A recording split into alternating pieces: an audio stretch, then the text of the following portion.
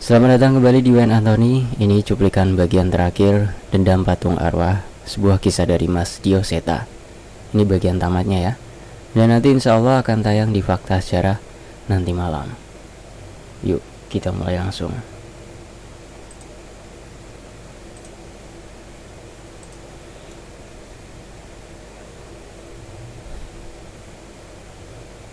Dirga, kita jangan mau kalah, Jagat berkata.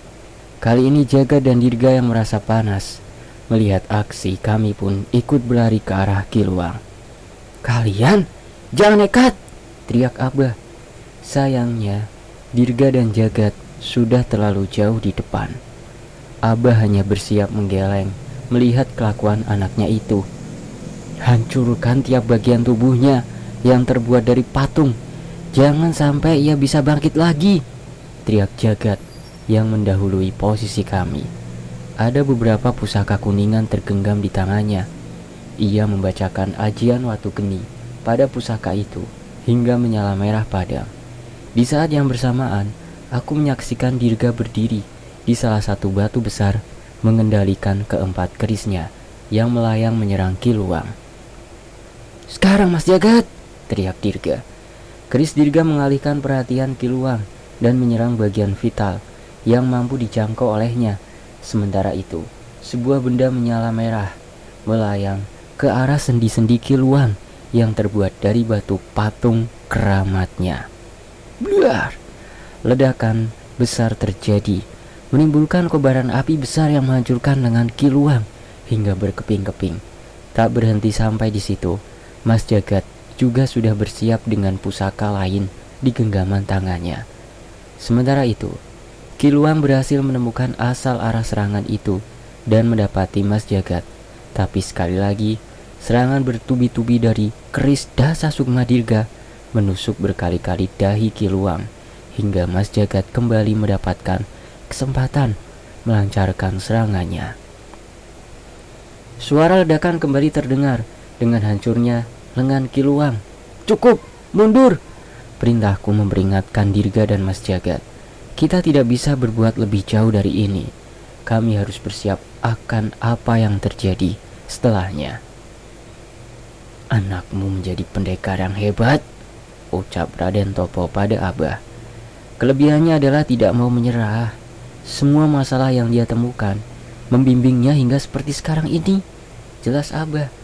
Raden Topo memainkan janggutnya sembari memandang bangga salah seorang anak dari terahnya yang tengah bertarung di sana. Kita tidak boleh diam saja. Firasatku mengatakan Kiluang masih belum menggunakan kekuatannya yang sebenarnya, ucap Raden Topo.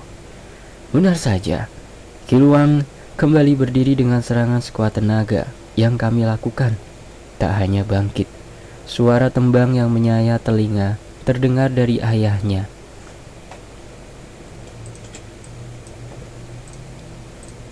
Terdengar dari arahnya dengan suara menggema yang mengerikan. Aku tahu ini adalah kekuatan dari salah satu patungnya, Dewi Lawung Mayit.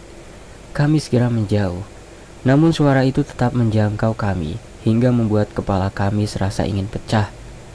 Wonosuro meraung-raung berusaha mengalahkan suara itu, namun suaranya tenggelam seketika. Di saat yang sama, lengan besar Kiluang yang mulai pulih menyapu bersih pohon-pohon di sekitarnya, mencari keberadaan kami. Itu kekuatan mengerikan yang dimiliki patung Raden Rogo. Bila ia memiliki kekuatan itu, aku mulai takut bila dia juga memiliki kekuatan patung lainnya.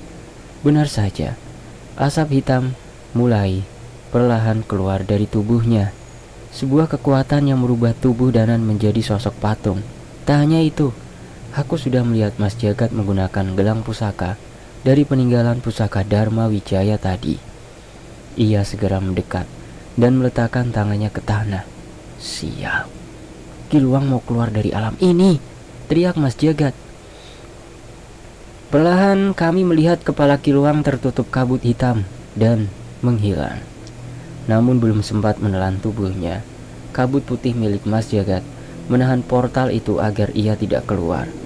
Tidak sudi, aku tidak sudi membiarkan ada seorang pun hidup di depan mataku, teriak Kiluang yang tengah berusaha untuk pergi.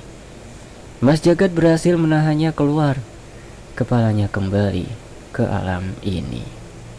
Tapi mulutnya sudah dipenuhi tubuh manusia yang meronta-ronta, mencoba menyelamatkan diri darinya. Itu para pengikut-pengikut Ndoro Kasmolo. Ia memakan pengikutnya sendiri, ucap Danan. Aku hanya bisa menahannya sebentar. Sedikit lagi gelang pusaka dua alam ini akan hancur, kata Mas Jagat. Di saat yang bersamaan, asap hitam yang berasal dari tubuh Kiluang kini menebal dan bersiap menyerang kami. Pak Le membesarkan geni paralokanya, namun ia sendiri seperti tidak yakin apa ilmunya bisa mempertahankan kami agar tidak berubah menjadi batu. Selamat pagi Mbak Sofi, makasih Mbak ya udah nyapa. Semoga sehat-sehat selalu di sana Mbak. Makasih ya Mbak.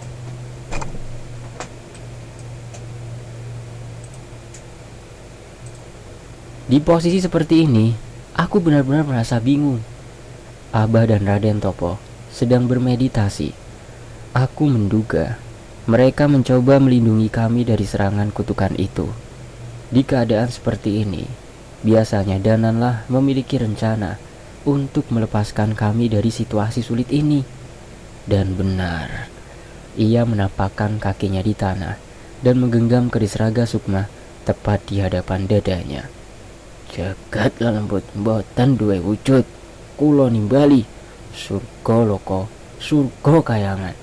Ketuh mulai sampun ampani, tekan asa tekan sedanten. Ia membacakan mantra itu, mantra yang hanya dibacakan saat posisi kami di antara hidup dan mati. Mendadak langit semakin gelap bersama hujan yang turun begitu deras. Bersama dengan itu muncul sesosok makhluk dari tetesan hujan. Seorang wanita dengan kebaya indah mendekat ke arah kami. Air dari hujan mulai mengikis asap hitam itu dan menghambatnya hingga mendekat ke arah kami. Keputusan Danan tepat, ia memanggil Nyi Sendang Rangu. Maaf Nyi, saya harus merepotkanmu lagi, ucap Danan. Nyi Sendang Rangu datang dengan menggendong tubuh manusia di tangannya. Itu adalah tubuh Danan. Tubuh Danan sudah tidak menjadi patung lagi. Nyi bisa mengembalikan tubuh Danan seperti semula? Tanyaku. Nyi Sendang Rangu menggeleng. Saat aku menyadari Danan dalam bahaya, aku segera mendatangi tempat itu. Tapi saat sampai, tubuh Danan sudah pulih dan ada seorang pria tua bergamis putih di dekatnya. Danan terlihat berpikir saat mendengar cerita itu. Apa seekor kucing bersamanya Nyi? Tanya Danan dan Nyi Sendang Rangu mengangguk membenarkan.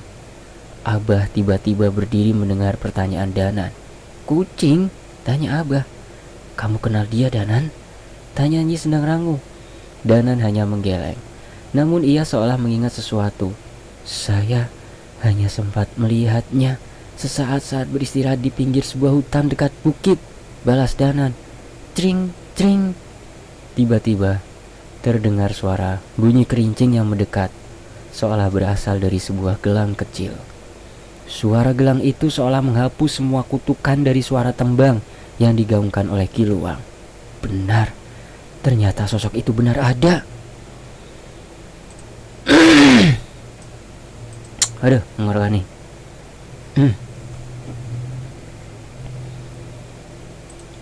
Aku mencari asal suara itu. Namun suara itu hanya mengelilingi hutan ini, seolah memang tidak berniat menunjukkan wujudnya pada kami. Abah menangkupkan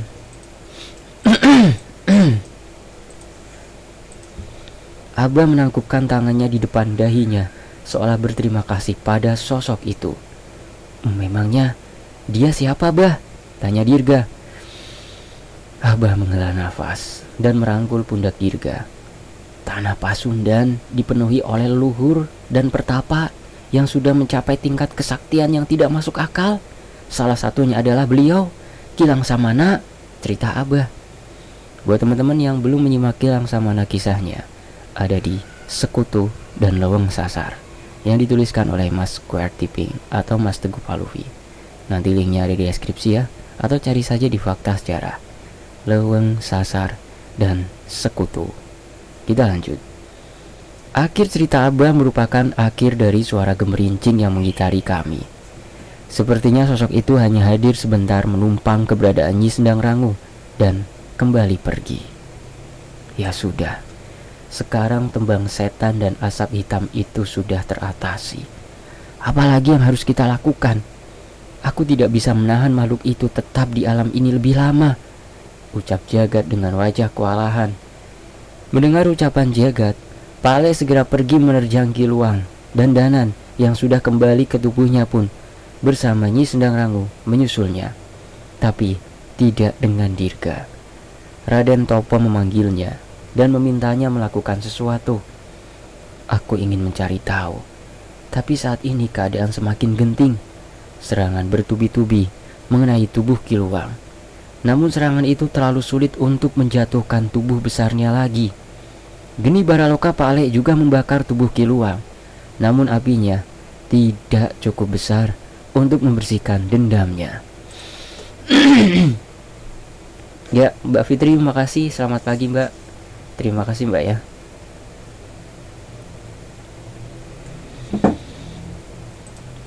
Sebaliknya, sekali serangan Kiluang sudah mampu membuat mereka terpental. Aku harus menghabisi kalian terlebih dahulu. Iya Mbak Siti, ini agak telat ya. Jam 9 baru mulai tadi. Makasih Mbak Siti ya. Mbak Siti, itu kalau ada referensi yang bisa saya bawain dong. Judulnya apa Mbak Siti? Ya Mbak Siti ya, referensinya supaya bisa bacain karya Mbak Siti juga. Saya tunggu Mbak ya. Saya lanjut lagi nih.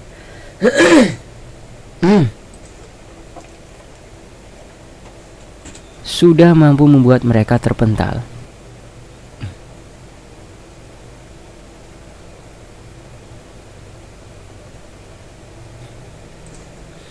Aku harus menghabisi kalian terlebih dahulu, ucap Kiluang. Seketika Kiluang membatalkan niatnya untuk meninggalkan alam ini. Maaf tenggorokannya nih. Dan menyerang Danan dan Pak Le bertubi-tubi. Aku bersama Wonosuro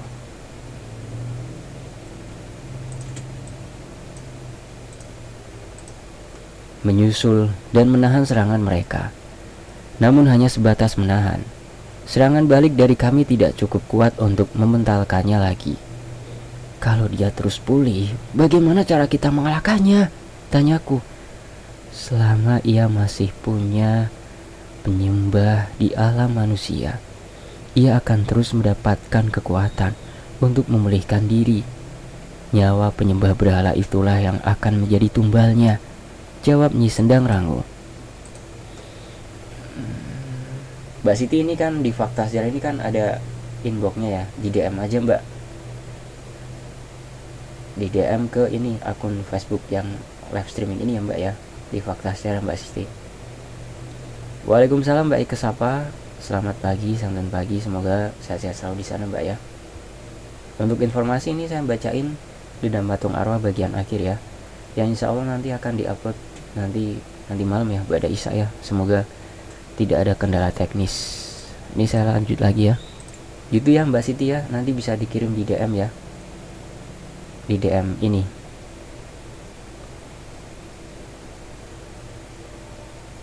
Oh Mbak Siti mau bergabung, boleh Mbak. Mungkin ada apa namanya, pertanyaan atau apa? Oh nggak jadi Mbak. Oh, ya udah nanti saya lanjut lagi aja ya.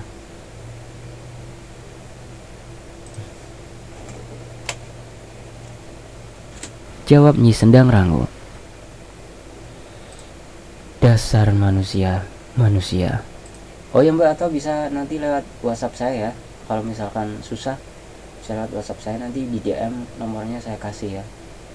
DM ini, akun Facebook ini, Fakta Sejarah. Jawab Nyi Sendang Rangu.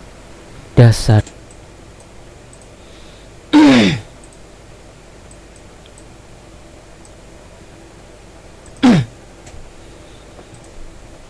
Dasar manusia-manusia goblok, umpatku kesal.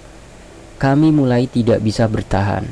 Gelang Mas Jagat sudah hampir terbelah. Serangan bertubi-tubi Kiluang sudah beberapa kali membuat kami terkapar dengan darah yang bermuncratan dari mulut kami.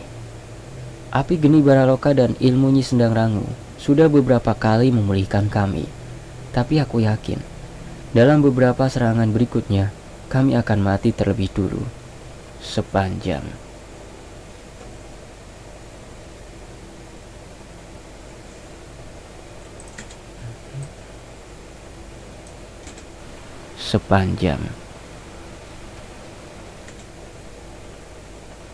Amin. Baik Kaspa, makasih doanya ya. Halo Mas Nanang, selamat pagi. Sehat juga buat Mas Nanang ya. Semoga lancar urusannya hari ini Mas. Amin ya Allah. Makasih banget Mas. Kami akan mati terlebih dulu sebelum bisa kembali pulih. Mati. Aku tidak siap melihat Danan dan yang lain kehilangan nyawanya di tempat ini. Aku berpindah ke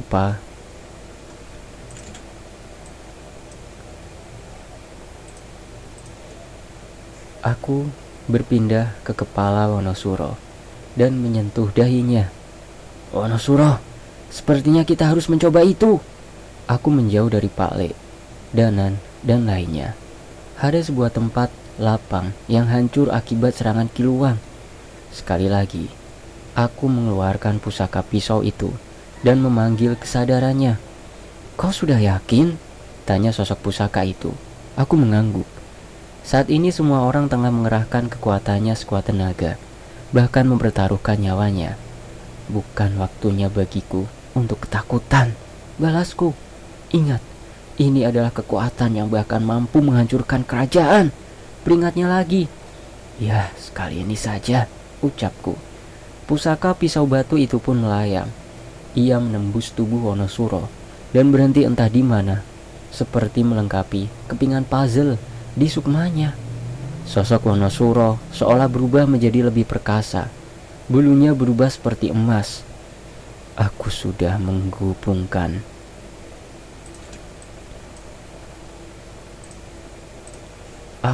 menghubungkan sukmanya dengan Wonosudro. Ia tidak akan mati. Tapi jangan pernah tinggalkan Wonosuro. Hatinya terhubung denganmu. Kalau tidak, teman-temanmu akan dalam bahaya.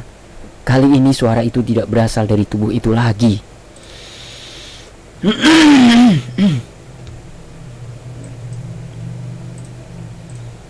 Suara itu berasal dari kesadaran Wonosuro yang diambil alih oleh pusaka itu. Sementara itu, asap hitam semakin mengepul dari tubuh Kiluang, seolah beradu dengan hujan Nyi Sendang Rangu. Danan sama sekali tidak menyerah.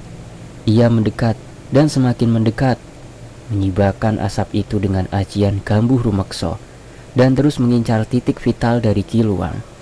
Nyi Sendang Rangu juga tidak tinggal diam.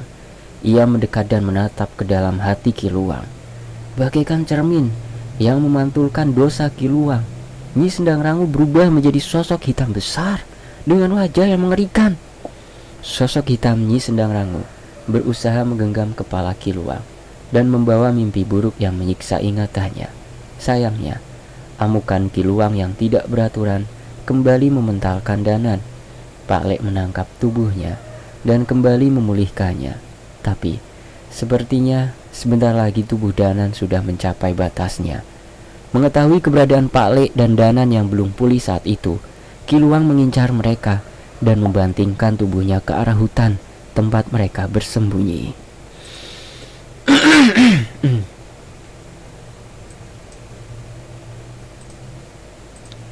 Tidak, mereka tidak mungkin bisa lari. Minggir! Wah, suaraku berpadu dengan Wonosuro, menggema ke seluruh alam ini. Ini pertama kalinya Kiluang terpental.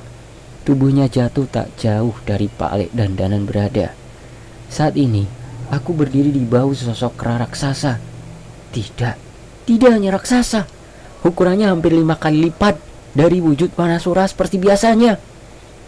Panjul, itu Wanasura? Tanya Danan. Dan Gwenjul, mbok kapake Wanasura. Pak Lek kaget. Aku mengelus bulu emas Wonosuro yang berubah bersama dengan penggunaan ajian ini. Maaf Pak Le, kalau ini berlanjut lebih lama, keselamatan alam kita akan dipertaruhkan. Kita harus tuntaskan semua di alam ini, balasku. Nyi Sendang Rangu mendekat ke arah Wonosuro dan menyentuh dahinya. Triwikrama? Wajah Nyi Sendang Rangu terlihat pucat. Tapi setelahnya ia segera melayang dan berpindah ke sisi bahu Wonosuro yang lain. Waktu kita tidak banyak, atau ajian ini akan menjadi ancaman yang lebih mengerikan, ucap Nyi Sendang Rangu. Kali ini aku benar-benar harus berhati-hati. Bahkan sosok roh sekuat Nyi Sendang Rangu pun sampai ketakutan dengan ajian ini. Tepat saat Kiluang mencoba berdiri, Wonosuro mengamuk, menghantam setiap tulang belulang Kiluang hingga patah. Kiluang melebas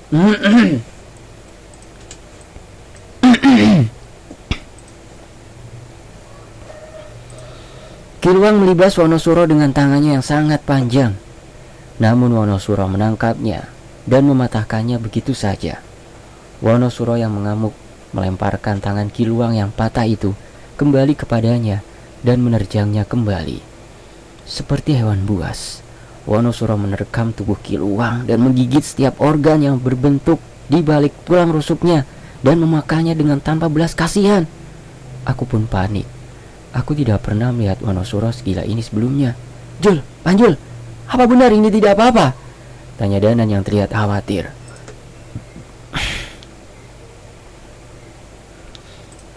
Cukup, kita mundur, ucapku mencoba menahan nafsu Wonosuro untuk menghabisi Kiluang. Wonosuro menahan tubuh Kiluang dan menarik satu lengannya lagi hingga patah. Setelahnya ia pun mundur mengikuti ucapanku. Aku menelan ludah. Setidaknya Wonosuro masih mengikuti ucapanku. Sayangnya, walau sudah dihancurkan sedemikian rupa, Kiluang masih terus berusaha bangkit. Panjul, sekali lagi, teriak Pak Le. Aku mengikuti arahan Pak Le dan kembali meminta Wonosuro menyerang Kiluang. Tubuh raksasa Wonosuro kembali memuaskan emosinya dengan meremukkan tulang belulang Kiluang hingga tak berbentuk. Pak Le mendekat dan membacakan amalan api untuk membakar seluruh tulang belulang yang telah hancur dan tak lagi bersatu dengan sukma Kiluang. Mungkin dengan cara itu bisa mencegahnya untuk bangkit lagi. Sialnya, aku lengah dengan kemunculan sosok batu yang kembali membentuk seorang pria berpakaian kerajaan dengan tangan yang memanjang hingga ke tanah. Raden Rogo. Kiluang yang mengetahui keberadaanku pun memerintahkannya untuk menyelinap dan menyerangku.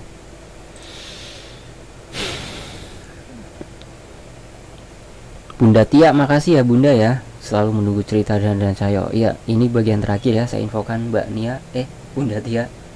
Ini nanti insya Allah saya upload nanti malam ya, sekitar pada isya lah, kalau nggak ada kesalahan teknis. Tunggu ya bagian akhirnya nih ya.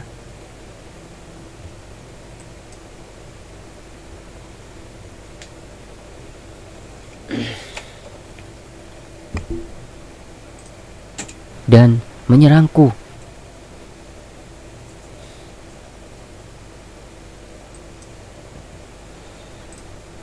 Sebuah pukulan dari tangan batu yang begitu panjang menghantamku hingga terjatuh dari tubuh Wonosuro.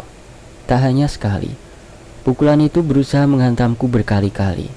Aku menangkisnya, namun tanpa kekuatan Wonosuro, aku hanya menjadi samsak empuk dari pukulannya. Aku terjatuh dengan darah yang bermuncratan dari mulutku. Danan yang menyadari itu pun segera melemparkan keris rogo sukmanya yang menyala dengan kilatan putih hingga menusuk Raden Rogo. Tapi terlambat. Luka yang kuterima cukup dalam. Aku mencoba mempertahankan kesadaranku. Namun penglihatanku mulai kabur. Aku mendengar suara teriakan Pak Le. Tapi sebelum ia mendekat, semua sudah menjadi gelap. Sementara itu, perasaan yang hangat seolah menyelimuti seluruh tubuhku. Aku mengenal perasaan ini. Ini pasti api dari keris sukma geni milik Pak Le. Aku merasakan lukaku mulai menutup. Tenagaku berangsur-angsur pulih. Perlahan, aku pun mulai bisa membuka mata dan merasakan rintik-rintik hujan yang membasahi tubuhku. Brak! Terdengar suara seseorang yang terbanting ke pepohonan yang mulai tumbang. Tubuhnya terselimuti geni bara loka Pak Le, sehingga kembali bangkit. Di sisi lain, terlihat beberapa orang masih bertarung. Ada sebuah pusaka digenggam oleh Mas Jagat. Ia tidak lagi menahan batas antar dimensi seperti tadi. Dengan ajian watu geni, ia menguatkan pusaka itu dan melemparkannya ke arah Kiluang. Tunggu, itu bukan Kiluang. Mereka sedang bertarung melawan Wonosuro. Aku memaksakan diriku untuk berdiri. Wonosuro dengan tubuh yang lebih besar dan mengerikan dari Kiluang kini mengamuk tanpa arah, dan semua sedang berusaha menghentikannya. Bulunya yang emas mulai menghitam. Ia termakan oleh amarahnya. Wonosuro? Aku berjalan tertatih mendekati sahabatku itu.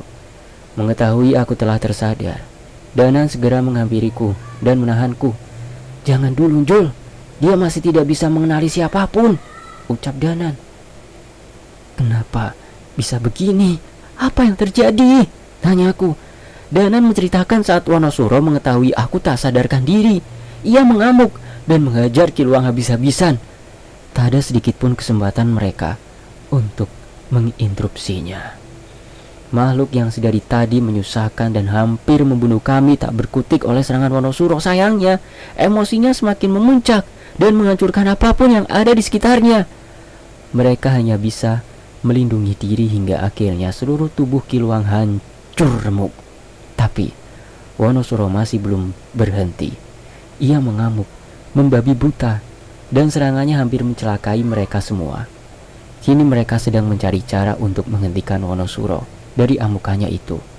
Tidak, aku harus ke sana, ucapku. Danan mencoba menahanku. Tidak, ia tahu bahwa ia tidak bisa menahanku. Raut wajahnya lebih seolah memastikanku. Apakah yakin dengan keputusanku? Aku tenang, Nan. Aku bukan ke sana dengan membawa emosi, yakinku. Danan pun mengerti. Ia berpindah posisi dari yang sebelumnya di depan, mencoba menghadangku. Kini ia berada di sampingku. Ya sudah, ayo, ucap Danan. Kami berdua berlari menghindari pepohonan yang berterbangan karena amukan Wonosuro. Saat di bahu Wonosuro tadi, aku merasa aman dan siap menghadapi siapa saja. Tapi memandang Wonosuro sebesar bukit sebagai lawan, benar-benar membuatku tak bisa berhenti gemetar. Sukma Wonosuro terhubung dengan Kliwon, jadi dia akan tetap selamat bila kekuatannya habis dan kesadarannya terhubung denganku. Bila aku bisa menyatukannya kembali, seharusnya ia bisa mengendalikan diri. Apa yang harus kita lakukan? Tanya Danan. Pusaka pisau batu itu adalah salah satu kunci ajian Triwikrama. Ia menyatukan ayat aksara yang dimiliki oleh makhluk-makhluk yang memiliki hubungan dengan kedewaan. Jelasku. Itu belum menjawab, Jul, balas Danan. Mungkin ada dua cara, Nan. Yang pertama, melepas pisau batu itu dari Wonosuro, atau beri waktu aku untuk menyadarkannya, balasku. Aku berkata seperti itu, namun aku tidak tahu pasti apakah kami bisa berhasil. Aku punya ide, Jul. Kita gunakan cara kedua, ucap Danan. Danan mengajakku berlari menuju Pale. Pale, titip ya, teriak Danan yang segera menggunakan kekuatan keris rogo sukmonya untuk memisahkan sukmanya dari dirinya. Kowe arep apa to, Nan? Tanyaku bingung. Mungkin cara ini bisa memberimu waktu, Jul. Ia menceritakan rencananya dengan memanfaatkan wujud sukmanya. Selama ini Wonosuro adalah wujud roh yang menumpang tubuhku. Tapi sekarang Wonosuro mempunyai tubuh Triwikrama yang dibentuk oleh pusaka pisau batu itu. Kita pernah dengar manusia kesurupan roh monyet, kan? Nah, sekarang kamu bisa lihat monyet kesurupan manusia. Ucap Danan yang segera melayang mendekat ke arah Wonosuro. Danan, yang bener aja kamu, teriakku. Bilang kalau kamu sudah siap, Jul, teriak Danan dari atas langit yang tengah mengunci posisi ubun-ubun Wonosuro. Nyi Sendang Rangu mendekat ke Danan Sepertinya ia membaca maksud Danan dan memberikan kekuatan untuk menjaga kesadarannya. Wonosuro! Aku berteriak sekuat tenaga memancing perhatian Wonosuro, tapi gagal. Indranya telah dimakan emosi dan amarah. Aku harus mendekat ke mata atau telinganya untuk meraihnya. Danan, sekarang! Teriakku saat tangan Wonosuro melintas di depanku, menghancurkan sekitarnya.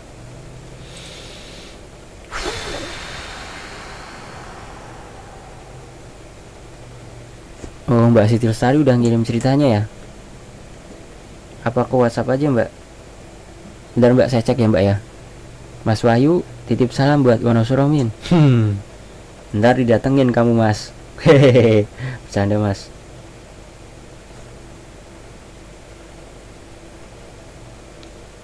Mbak Siti, ini WA-nya saya kirim ya.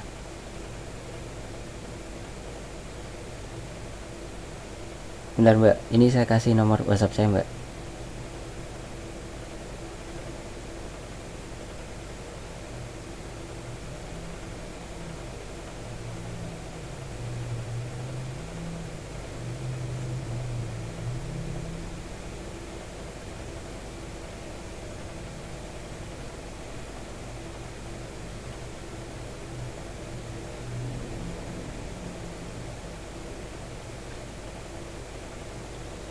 Terima kasih Kak Leni Haju yang ada di Gorontalo. Makasih Mbak Kak Leni ya. Makasih Kak. Selamat pagi juga Mbak. Di Gorontalo jam berapa Kak sekarang Kak? Ini di Jawa Tengah 9.34 Kak.